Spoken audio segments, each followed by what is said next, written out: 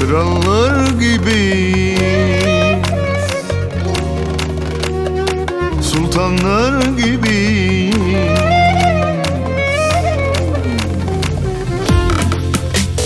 Siz rüyada görürsünüz bizim dolu cebimiz, tahtımız sülaleden saraylı gibi. Gözlükleri tak, havamız 1500, müzik son sen, arabamız çok lüks. Krallar gibi, sultanlar gibi, yaşıyoruz şahla paşa gibi. Saltanatımız doğuştan bizim, düşmanlara olsun nispetimiz. Krallar gibi, sultanlar gibi, yaşıyoruz şahla paşa gibi. Saltanatımız doğuştan bizim, düşmanlara olsun nispetimiz. Yarışamazsınız bizimle, siz dengimiz olamazsınız. Özenmeyin boşuna, bizim gibi güzel olamazsınız.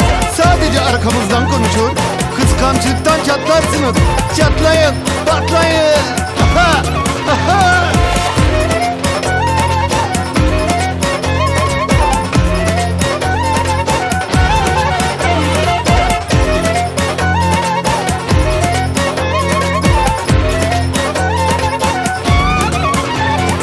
Siz rüyada görürsünüz bizim dolu cebimiz, tahtımız sülaleden saraylı gibi. Gözlükleri tak, havamız 1500, müzik son sen, arabamız çok lüks. Krallar gibi, sultanlar gibi, yaşıyoruz şahla paşa gibi. Saltanatımız doğuştan bizim, düşmanlara olsun nispetimiz. Krallar gibi, sultanlar gibi, yaşıyoruz şahlar padişah gibiyiz. Saltanatımız doğuştan bizim, düşmanlara olsun